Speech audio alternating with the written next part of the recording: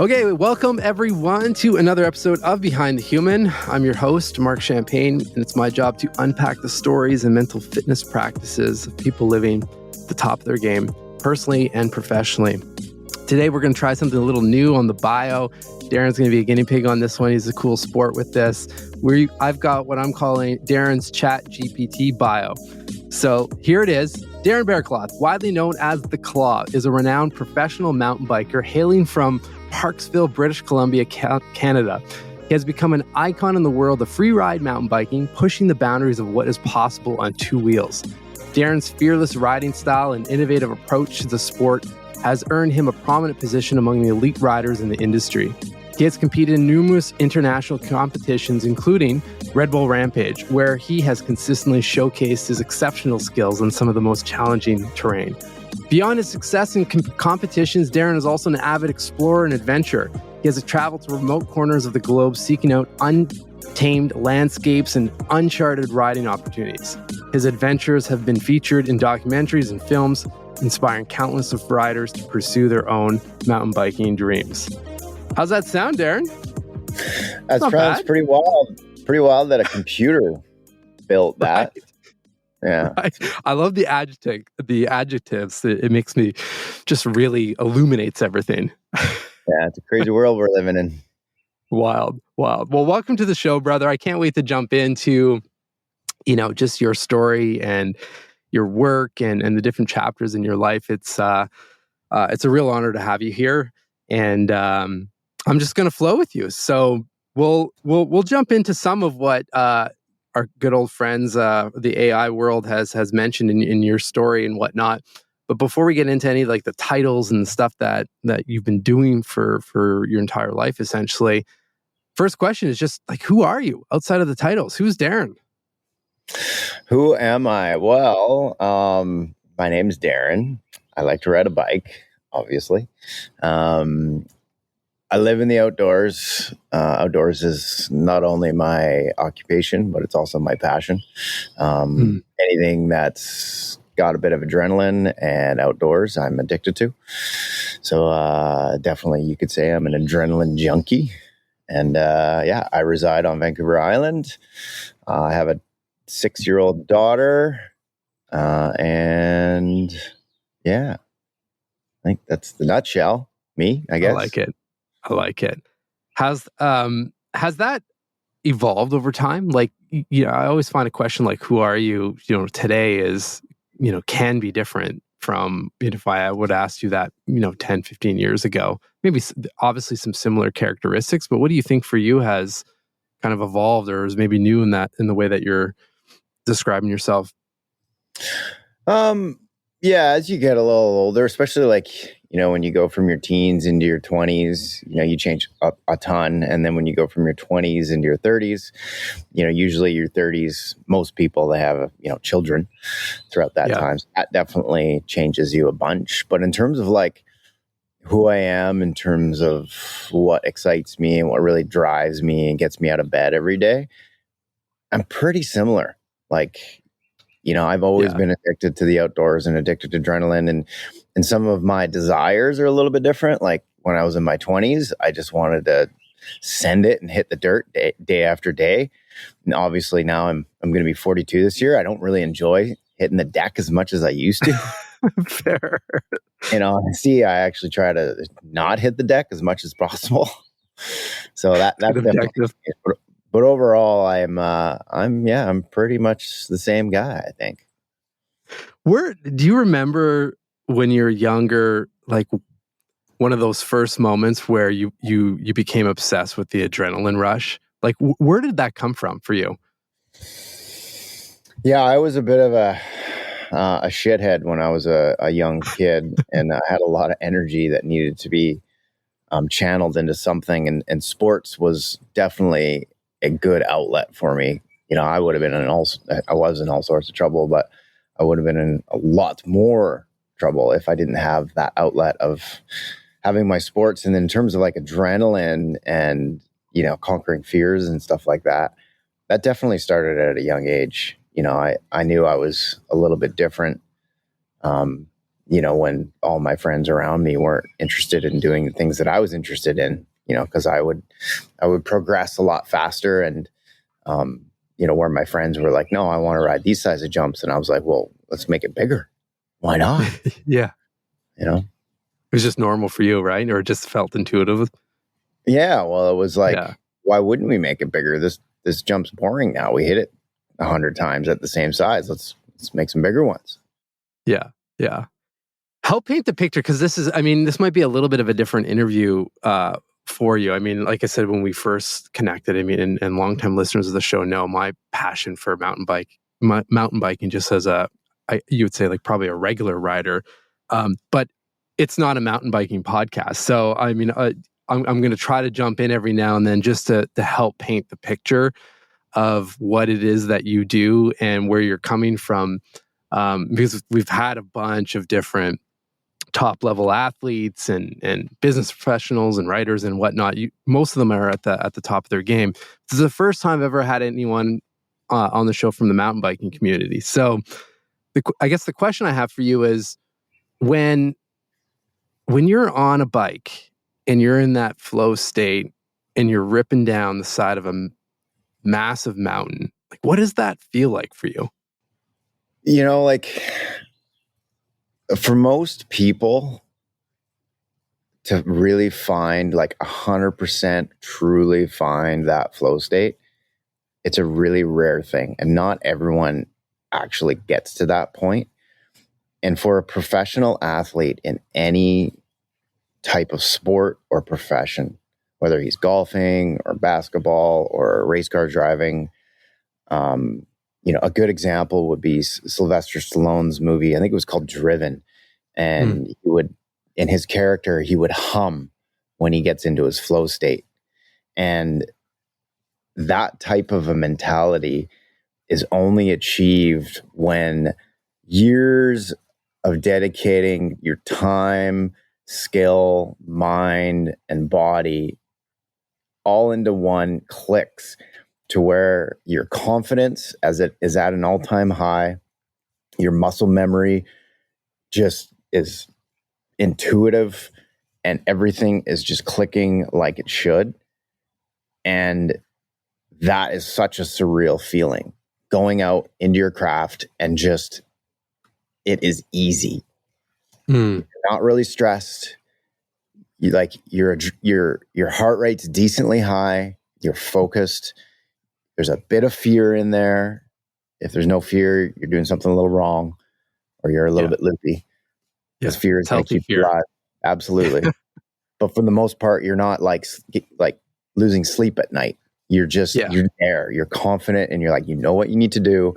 And you're just in this like euphoric state of awesomeness. And I totally urge anybody to try to get that good at a sport to where you can find your flow state, because it is an absolute crack-like addiction that it's, I haven't had it in quite some time because, I've had so many injuries and whatnot. So it's been a while since I've been there, and I got to say it's something special. Yeah, you miss it. Well, I was going to ask you if there was any, outside of being on a bike, like, is there any other ways that you've tapped into, even a fragment of those flow states? Yeah, but never in the way of biking, because, biking, I've dedicated my life to biking, and, it's 28, 30 years of, honing that craft. And, I'm good at other sports, but, I haven't dedicated as much time to any of those sports. Like, I would love to be that good on a surfboard. But it's just, I didn't have the time, but, I'm good on a snowboard, and I have had that as well there. But, it's just something when you dedicate so much time to it and you get to that skill level where it's like, you're just in it and you're pushing the envelope of the sport itself. And you are at an actual like place of calmness in your mind, in your heart, and you're still pushing the sport, and it comes easy to you. It's a very euphoric state. Yeah. Well, that leads really well into, I guess you could just say, a topic that I want to touch on with you, because you're, as our friends over at ChatGPT mentioned, pioneering elements of the sport, especially free ride, kind of big mountain biking. And why don't we just paint the picture for people listening? Like, what is that? What is, because for those who may not be familiar or not watching Rampage or have seen you in some of your films, they might think you're on a mountain bike and ripping down a trail at quick speeds, which you do. But I mean, this is a whole other level of riding. Let's just say. Yeah. So if you want, I can kind of elaborate on that. Yeah. Yeah. Okay. Please. Yeah. So if anyone doesn't know the sport of free riding and mountain biking split up into lots of different disciplines. You have road riding, you have cross country racing, you have downhill racing, you have dirt jumping, you have free ride. And, what I'm most known for is pushing the limits of big mountain riding, which is basically searching around the globe for desert-like landscapes that have very tall mountains, and then finding lines down those mountains, and then incorporating tricks off cliffs and ledges and jumps while descending those multiple 1,000-foot descents. I think that's well said. I'm laughing just because it's like, because it's not, it's not hard enough just to descend down a lot of these mountains where people haven't even touched foot. You're going to throw in a spin or you're going to flip it. And it's really like any, I guess you could categorize it like, any kind of sport where you're looking and watching and studying the like the best of the best or elite athletes. You're often left thinking like, what are they thinking? Like, how do they do this? Right? It's just a wild experience. Do you remember when big mountain riding for you clicked? Like when it was like, I need to be doing this? Yep, I do actually. So my career when I was younger, I rode mountain bikes and BMX as well. And I couldn't afford to keep a mountain bike or even buy a high-end mountain bike. So the only tool I had at my disposal was a BMX. So I did that for quite a few years. But then at the same time, the mountain bikes weren't designed to take the kind of abuse that I wanted to throw at it. Yeah. So I kind of went away from mountain biking. And then in my later years, after I toured around through BMX, did like a bunch of dirt jump circuits through the States, I got back to mountain bikes because the technology has completely changed. Like the full suspension bikes were killer. There was disc brakes. So like just the bikes were starting to work really well and they were able to withstand some serious abuse. And that's how I kind of fell back into it because I saw what guys were doing out in the mountains and to me, I was like, that's exactly what I've been dreaming about my entire life is riding down mountains. And within my BMX career, I was always trying to make bigger and bigger jumps, but the bikes just couldn't handle what I wanted to do. Like the wheels were small, there was no suspension, they had, crappy brakes. So the mountain bikes, once I started seeing that, I was like, oh yeah, that's where I want to be. And then I got into the sport and I was instantly addicted. I filmed for Cranked 5 was my first breakout movie in the mountain bike scene. And Tyler Klassen was a guy that kind of showed me the ropes on doing big cliff drops. And then after that, I went to Rampage and kind of weaseled my way in. And after that first contest, I was like, I had zero doubt that this is where I needed to be in my life. I was like, this is my home right here. Yeah. Like, this is what I want to do with my life.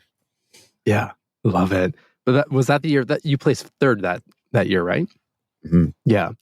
I mean, correct me if I'm wrong, but it seems like Rampage put that style of riding, at least for people even outside of the sport, kind of on the map. Like, because now you're, it's right.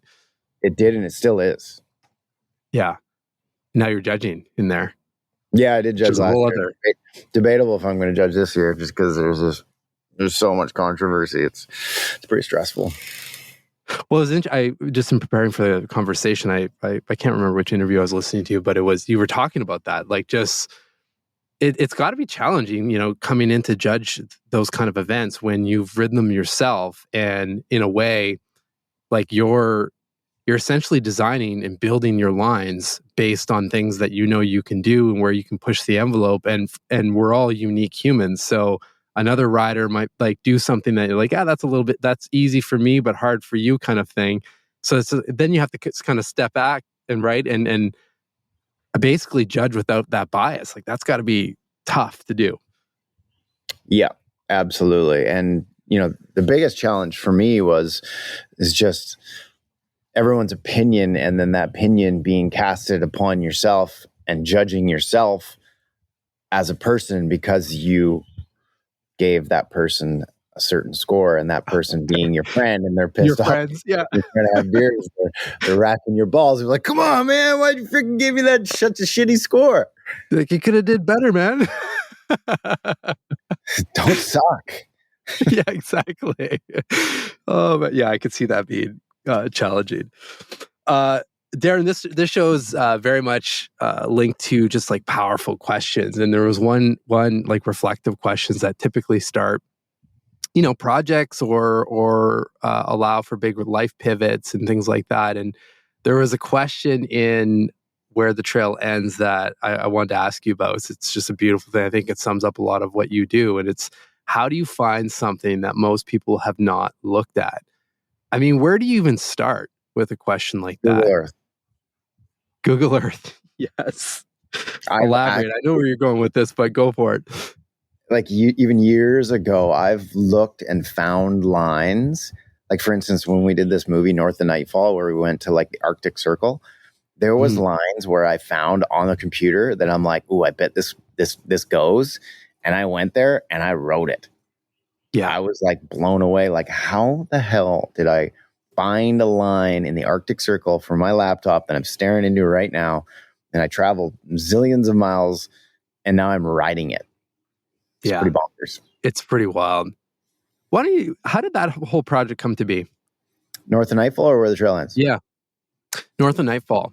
Because I feel like it's a nice link with, I mean, obviously fill in the details of the gap, but feels like a nice link with what I can see from you around just adventure and also educating people about, culture and landscapes and stuff like that. But then obviously there's the mountain biking component to it. Yeah, like the evolution of, adventure, free ride and searching for the biggest, gnarliest lines on the planet never really ends, and I'm still going to pursue, and other guys are pursuing it too. And, for us, it was a natural evolution to keep looking, keep searching. And, we did Where the Trail Ends, and you're always trying to like one up your last film, and you're like, okay, what can we do now? What would be better? And, we were searching for a lot of places around the planet, and one of the original places that I really wanted to go was a little island called Kasatoshi. And it was in the Aleutian Islands, like in between Alaska and Russia.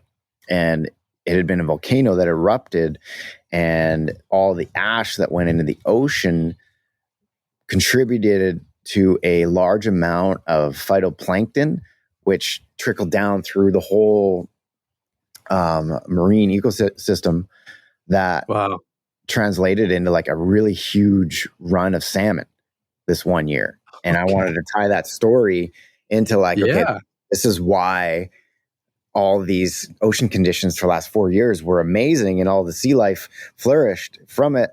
And now we're going to ride this like little island in the middle of nowhere that had insane terrain to ride.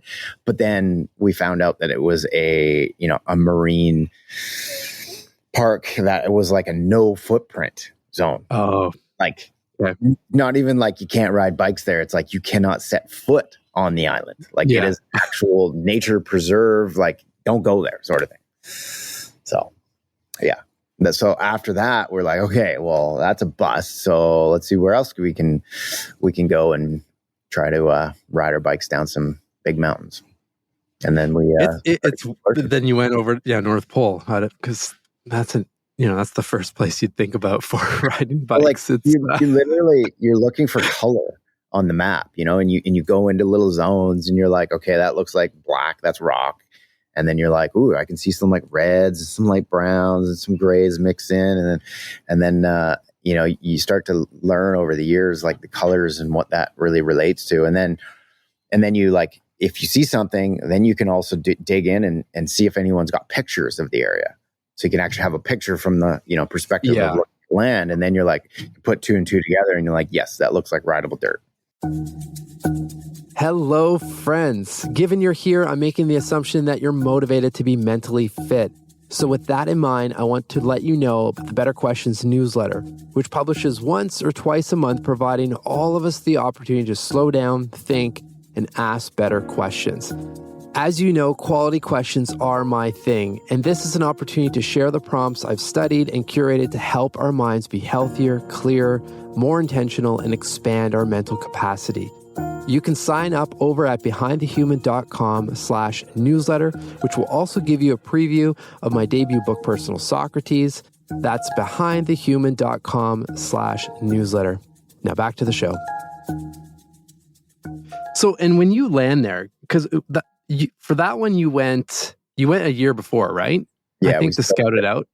Mm-hmm. You scoped it out, which is, there's some funny stories in there too. You're basically digging out the plane, the pilots, like, what the hell? This is a first in all my years flying planes. I've never had it stuck in the environment. So it just goes to show, kind of what kind of terrain you're operating in.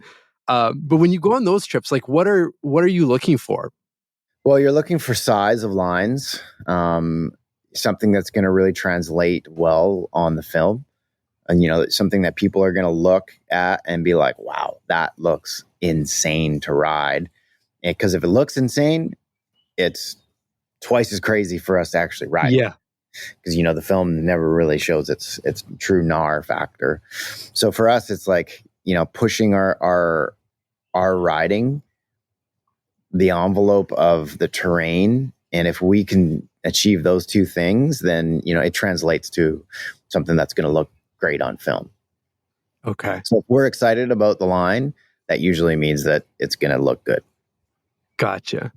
And then, like, what's the process like for? So you have an idea, you bring some people together, have like a shared vision. At what point do you then go to, I'm assuming some of your sponsors or some of the production houses, like what does that look like to get it to the point of, okay, I had an idea and now we're actually going to put a budget towards and start filming?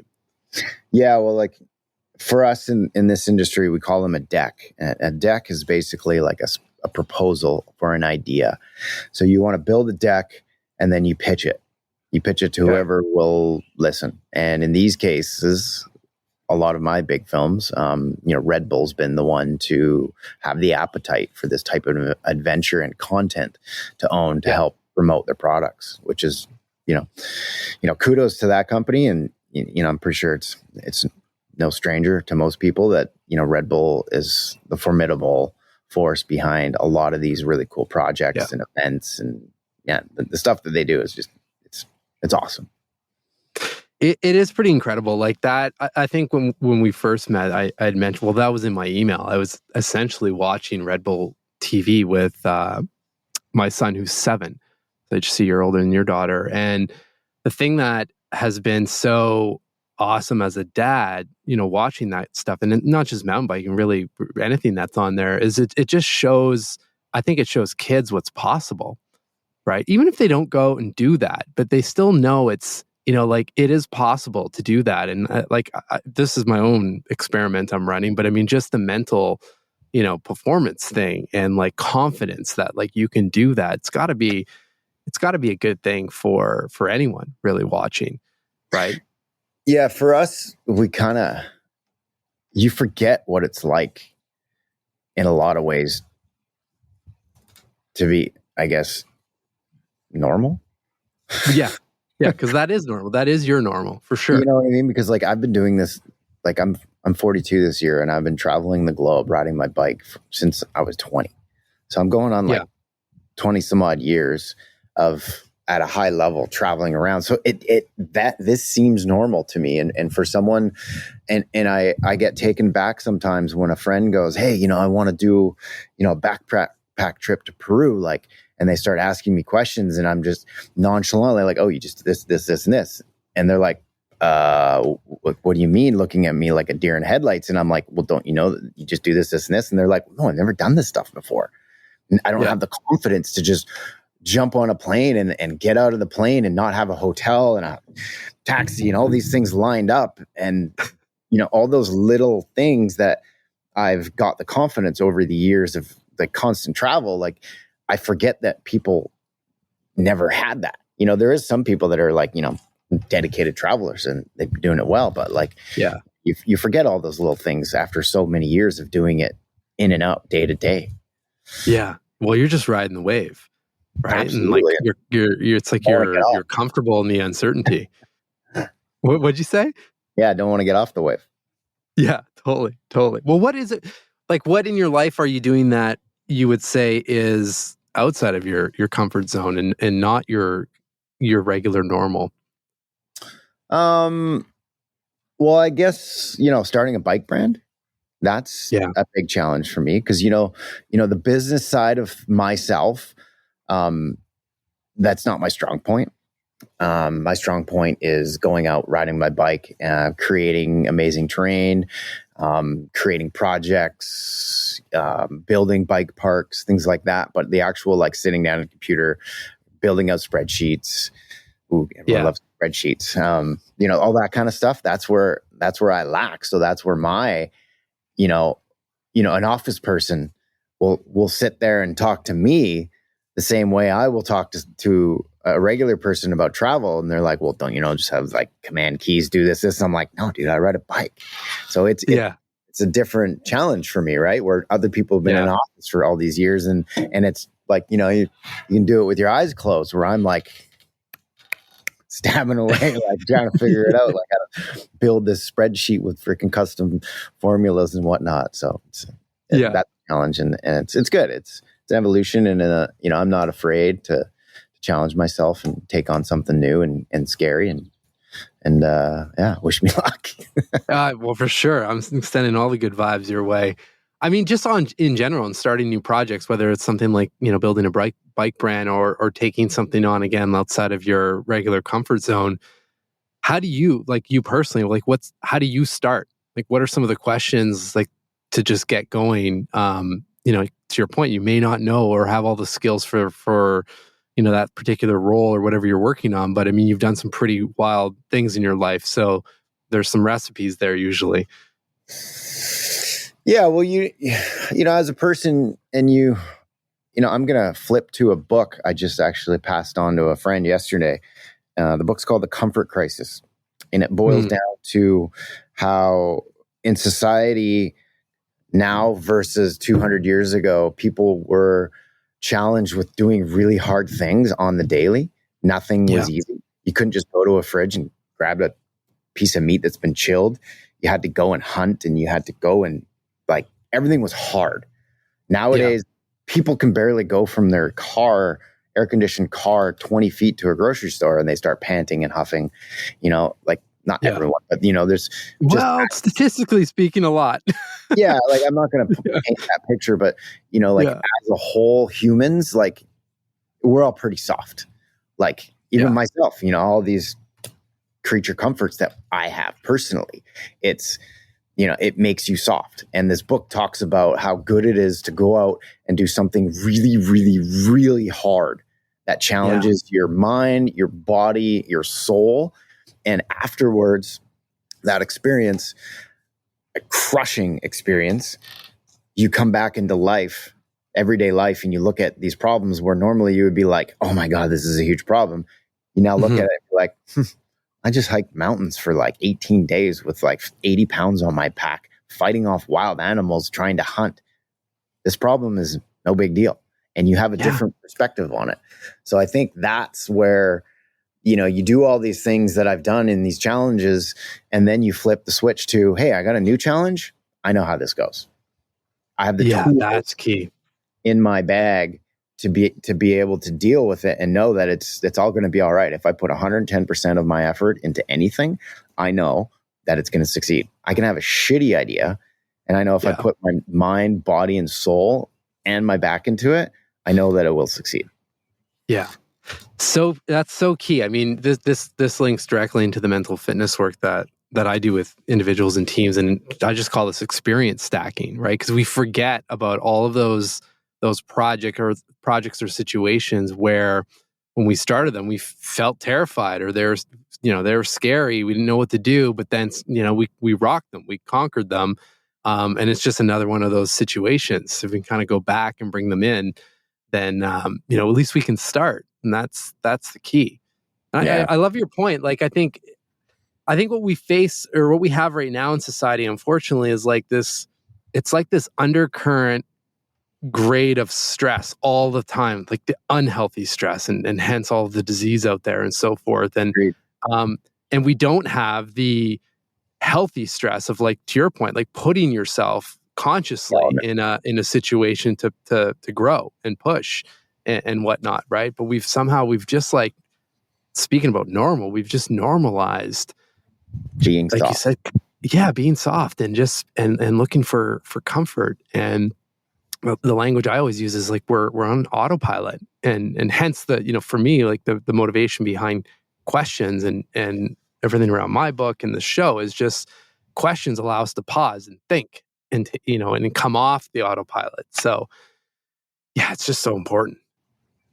Yeah, for all humans, whether you're stay-at-home mom or a Navy SEALs recruit, doing these challenges and challenging your mind, body, and soul is so key to your mental health and your physical health, to be honest, because it's all symbiotic.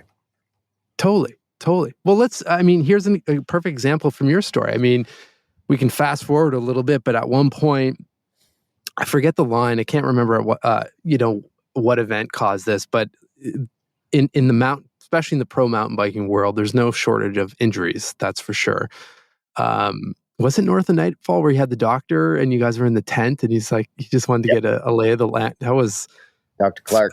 That was hilarious, but not funny, obviously, at the same time. I said, okay, just for everyone listening, basically he's trying to get an understanding of what he may be up against, and just asked, all the athletes, okay, well, what kind of injuries have you had? And it it was just a laundry list of broken back a few times here, neck, this. It was just out of control. And at one point in your career, I think you went for a scan, and I wrote it down. The doctor came back out and said something like, your scan is not normal. Like, you can't. I think you had broken your back a couple times or a few times at that point, and now you had a pocket of fluid, right? Yep. On your spine, and that was. I have a couple questions around that, but that was the moment that essentially where you had to mentally retire from competition, correct? Yeah, that was, if you mind if I elaborate on that. Yeah, please. Yeah, that was a pretty big moment. I had an injury. I broke some vertebrae. 3 months later, I came back to my doctor in the States, and I told him to give me a full body scan, because that was my fourth break. I've had two microdiscectomies in my lower back. So, like, I have a lot of history in my back injuries. It's kind of like my Achilles heel, I call it. For my career. Yeah. And I asked him to give me a scan, make sure we're all good, because I was planning on going back to training and getting ready for Rampage in like 4 months. And he sat me in there and he said, okay, you got to sit down. I'm like, oh, that's not good. Like, why? And he's like, your career's over. I'm like, well, what do you mean? Like, I feel great. I'm like ready to charge. Yeah. And he's like, well, like that last injury you had, it was as close as it comes to breaking your neck. And, because of that, there's a pocket of fluid within your spinal cord and your spinal cord, the fibers are so, like, they're so tough. It's not like fluid can go back and forth like a normal bruise in your arm or your leg. Yeah. So that fluid in there is going to stay, and it normally doesn't ever go away. And you can drain it in extreme cases, but it's so dangerous that, like, I'm one of the only doctors in the United States that can and will do it, but only in a life and death situation. So I said, okay, what do I do now? And he's like, well, you really can't afford any falls. You can ride your bike, but you can't fall from 20, 30 feet anymore. That's just not going to happen, because if you do, you're like crazy liable to snap that spinal cord, Like it's now, say you had 100% strength and like pliability with, you know, being able to bend and whatnot. Now you have like 20%. Like you have 20% of the range of motion and the amount of impact that you can take before that snaps, and then you're dead. And it was a big TSN turning point in my life, because, you know, I actually looked at, you know, my dirt jump bikes, my downhill bikes. You know, I looked at them and I'm like, man, I'm never going to get to ride these ever again. And it was like, I was emotionally struggling. I was lost for like 5 or 6 months. Like I couldn't wrap my head around. I'm like, man, it's over. Like, yeah, I can walk and I can hang out with my kid and like live a beautiful, healthy life. You know, I'm sure that's what most people are thinking. Like, yeah, I'm not paralyzed. Life isn't that bad. But I'm like, at the same time, I'm trying not to identify with my sport, and, you know, like, which is nearly impossible to do. It's fucking hard. Right? And like, you know, I've dug a lot in terms of internally and emotionally, not trying not to identify with my sport and who I am. And that's why I giggled when you first asked me, who am I? And, you know, after a while, I kind of started to wrap my head around it. And I was like, okay. And then I said to myself, I was like, you know what? Fuck that. I'm going to fucking beat these doctors once again.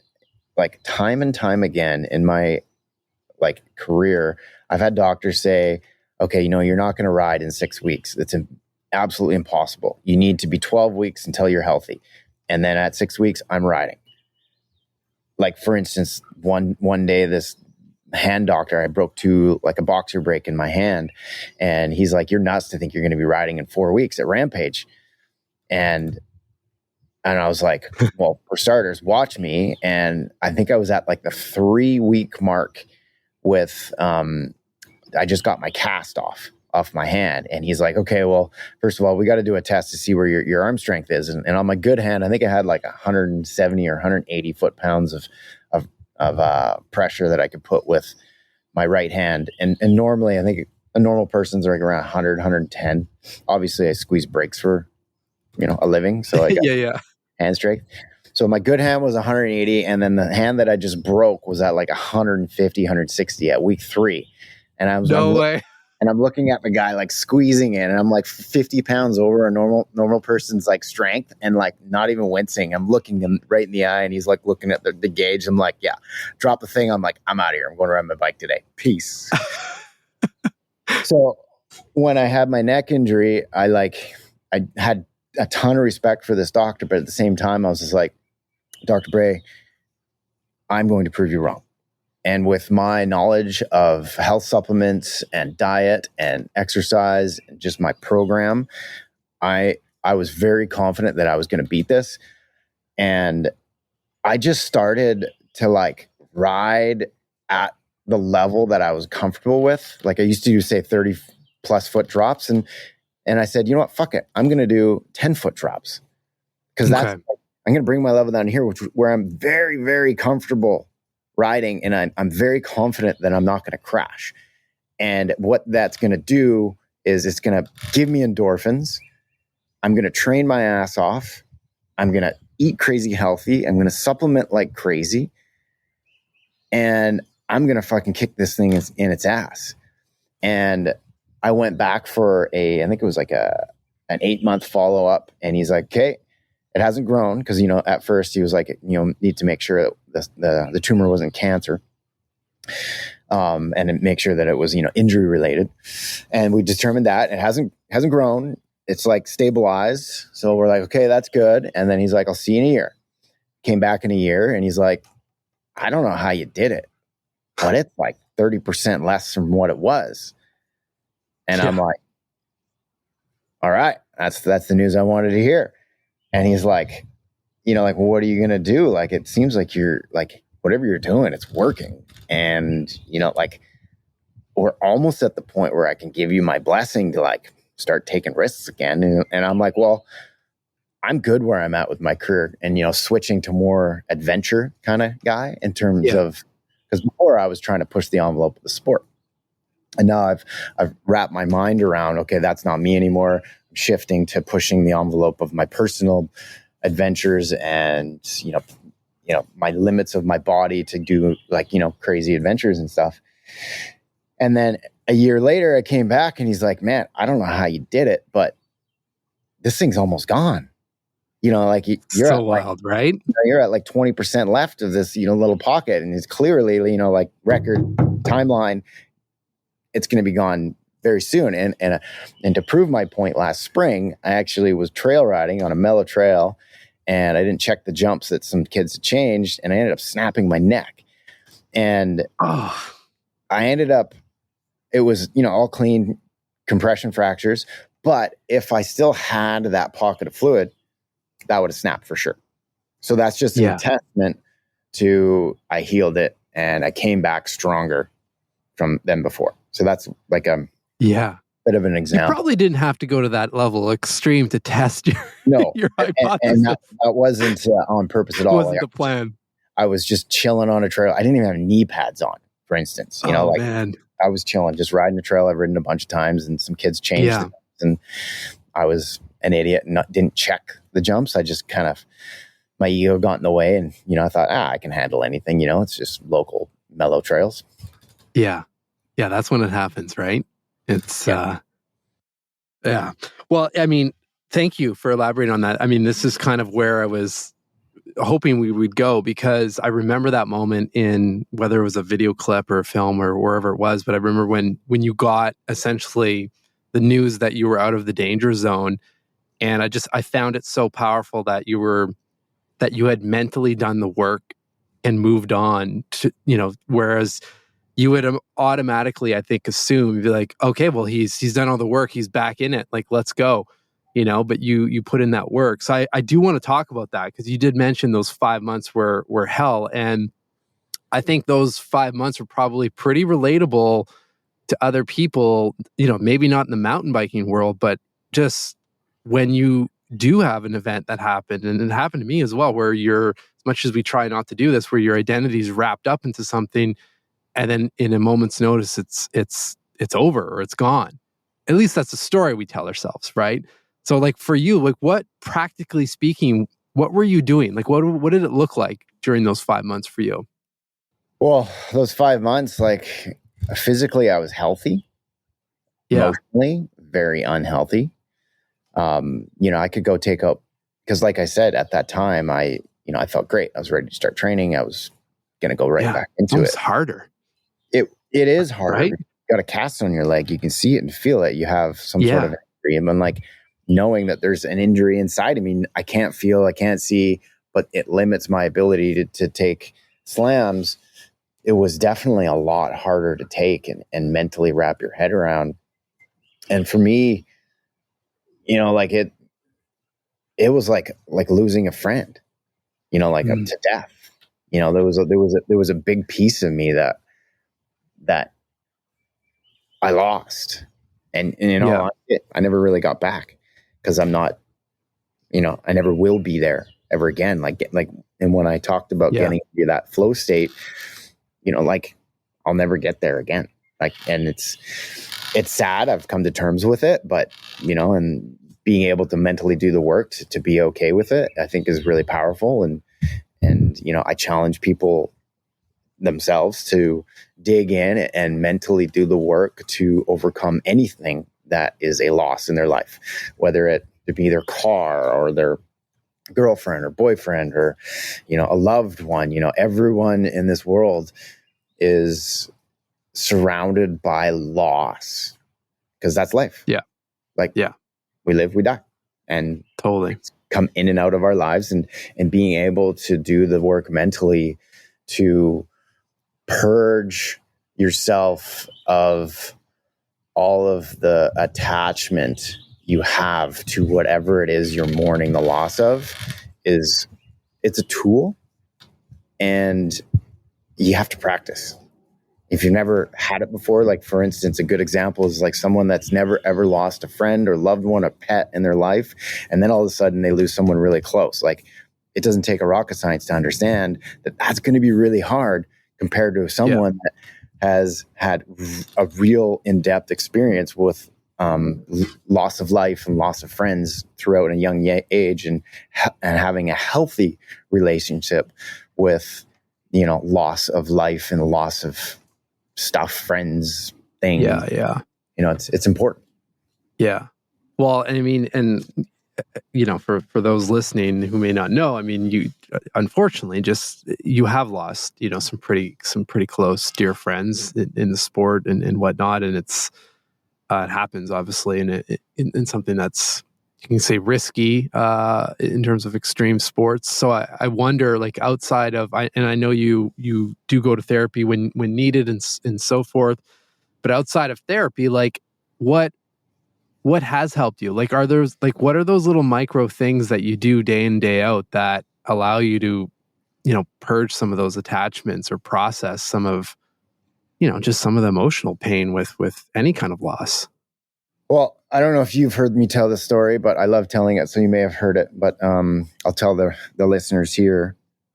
So when I lost Jordy, who's a good friend of mine, not too long ago, a friend of mine mentioned a type of therapy called EDMR therapy. He said to me, he's like, you know what? Whenever we do a gnarly rescue, because he's in search and rescue, twice a year, usually he goes and does some therapy because, he goes in and recovers a body in the bottom of a canyon or, something that's very emotional and close to home, just to kind of as an oil change. So I said, yeah, I'm totally, I'm down with therapy. I've always been down. It's a great tool to use. So I'm like, yeah, okay, I'll go see one of the people in the area that does it. And when I was talking to this woman, Catherine, and giving my bio and my story, when she was getting her whole picture of who I am, and, so that she can figure out how to treat me. I said to her, no matter what, I always know that I need to just go ride my bike when shit hits the fan. And she looked up at me and she said, we're going to get back to that. But until then, we're going to keep going. So what she meant by that is, with EDMR therapy, what you're basically doing is you're bringing your emotions to the top of your mind, putting it right in front of your face, to the point where you're bringing yourself back to that moment of tragedy. Yeah. And you're focusing on whatever it is you're having troubles letting go of, whether it be, hey, I made a bad decision, like, hey, I just don't want to accept that person is not my life, this and that, whatever it is, you want to bring it right up to the surface. And how you can also use this is, like, say, fear of, like, a basketball player, draining the 3-point shot and, having a previous memory that they can't shake. It's that moment, bringing it to the forefront. And then once you're there, she goes, okay, hold on to that thought. And she takes an object, and you take your eyes and you focus on the object, like, back and forth, back and forth. And for her, she has just a pencil with the eraser on it. She's like, okay, focus on the eraser, back and forth for 30 seconds. And then she goes, okay, where'd your mind go? And a lot of time I'd be like, squirrel. She's like, okay, come on back. And I'm like, okay, I'm here again. and then we dig in, and, like, she'd finally get me there, and, those emotions would start to come to the surface. She's like, okay, good, go with it. She keeps going. And then she, every 30 seconds, checks back in. She's like, where'd your mind go? I went to here, this and that. And she's like, brilliant. Okay, keep going. And she'd do that for about, 5 to 10 minutes. And what that does is, there's scientific proof that bringing your emotions and getting back to that emotional state, similar to where you were in that situation, or whatever issue that you're struggling in life, there's evidence that bringing it to the forefront of your mind and focusing your eyes and going back and forth with your eyes physically grinds down your emotions. Oh, wow. And allows you to grind through them and process them. Okay. And I will attest to this tenfold, because what she said, after she explained this all to me, she's like, remember when I said I was going to come back to something? And I was like, yeah, absolutely. Like, I need to ride my bike. She's like, well, when you go out and you ride your bike, especially when it's right at the freaking onset on the, so close to a major event like that, the emotions are right in your forefront of your mind while you're riding your bike, and your eyes are going back and forth scanning the trail. So you're doing therapy on your own, riding your bike. And she was amazed and thrilled from when I said, I know that when shit hits the fan, I just need to go ride my bike because that makes me feel better. Yeah. She's like, yeah, it makes sense because you're doing your own therapy out there. How That cool is so fascinating. That is super cool. I mean, because I before you mentioned the like just the grinding kind of back and forth, like I get it makes sense to bring the emotion up so you're not like packing it down because obviously that comes out in some other way eventually, right? But Yep. that extra step of like the eyes going back and forth, I'm gonna have to look into that. That's powerful stuff. Absolutely. And then, like for me personally, like I just went through a separation, and like a perfect storm for like my therapy was going out into Peru and doing an insanely hard trip for like 5 days straight of like 10,000 foot climbs, 10,000 foot descents, camping in the wilderness. Like every day was like an ass kicker. Yeah.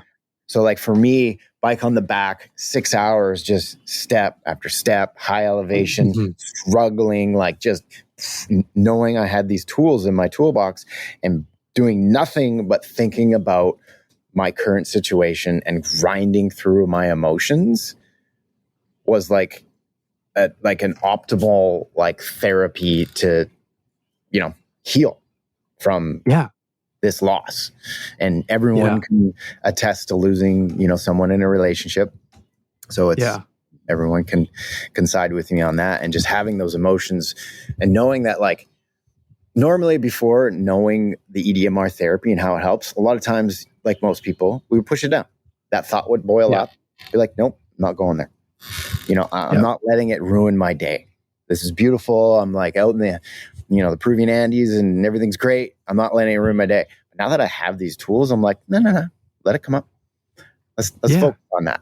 Bike's on the back. I'm suffering, sweat dripping off the face. I'm dying. I can barely breathe. And I got 5 more hours to go of this. And this thought comes up and I'm like, all right, I'm going to grind through this. Now's the time. I'm not just going to grind through freaking putting one foot after the other because it's really damn hard. I'm also going to grind through this in my mind. And I came out of that like in a really good place compared to how I was when I came into it.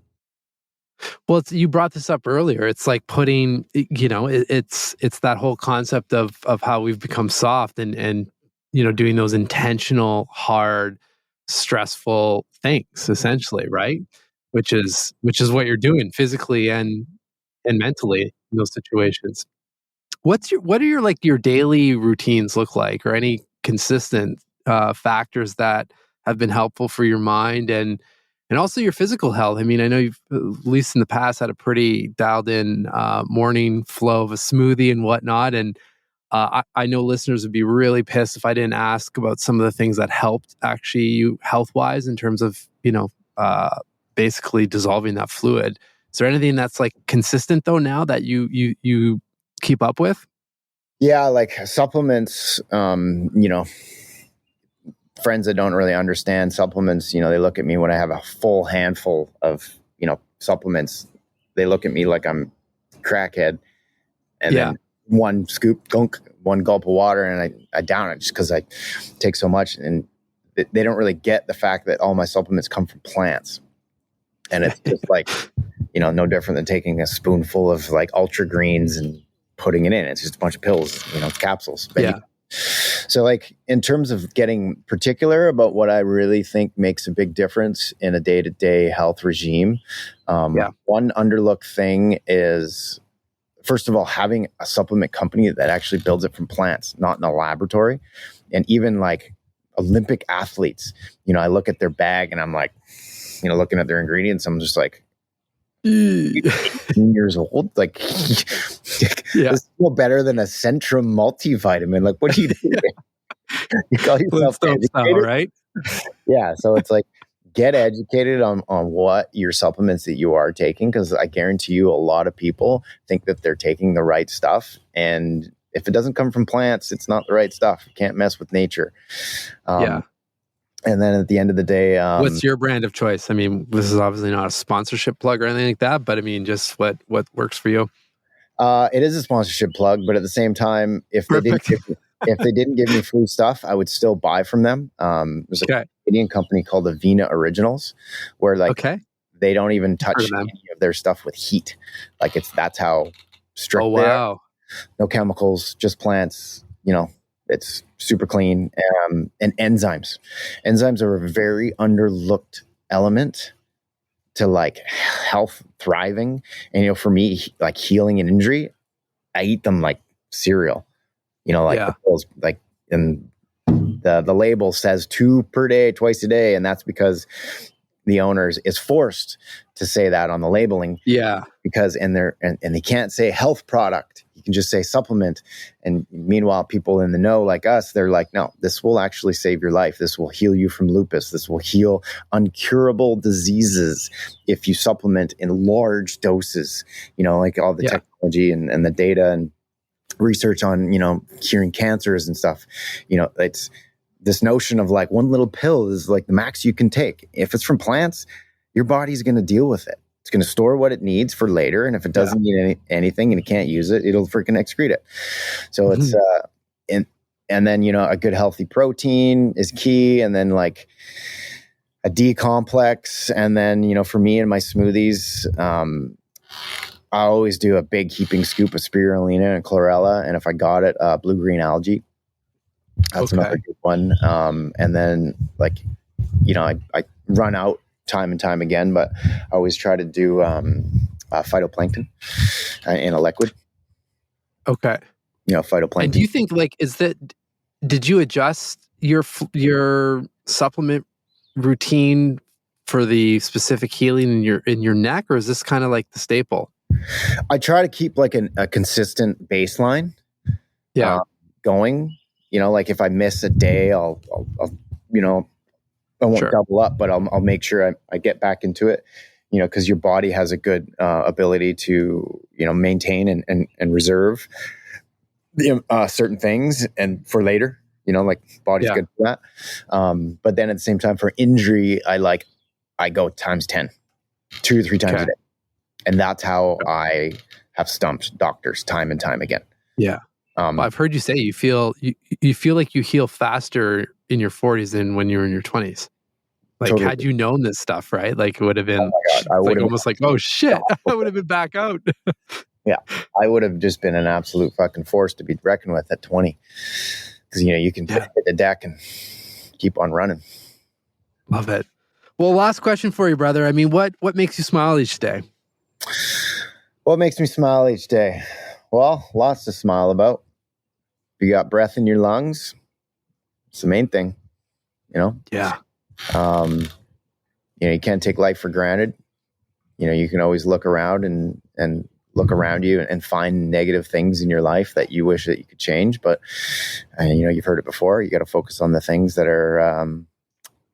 you have and the things that are positive in your life and focus on that. Yeah. Love it.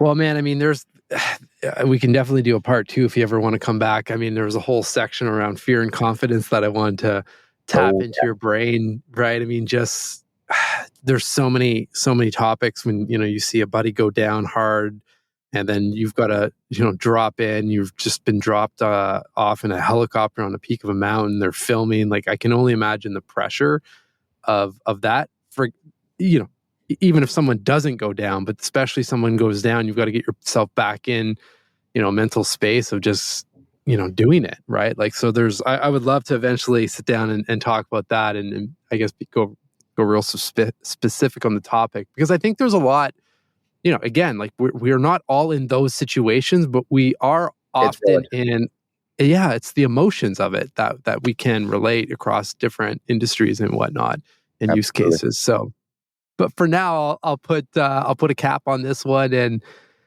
and just of course, thank you for your time for this interview, but just a bigger or higher thank you, and it's just you doing you and going out there and following what lights you up and doing with passion. And I think everyone, myself included, can feel the energy that you put out in this world, and it's one of positivity and confidence, and you're ironically, you pioneered a lot of stuff in mountain biking, but I mean, you're teaching a lot to many people that you probably don't even realize. Like us, like weekend warriors on a bike that watch these vids and get all excited and motivated and see your story.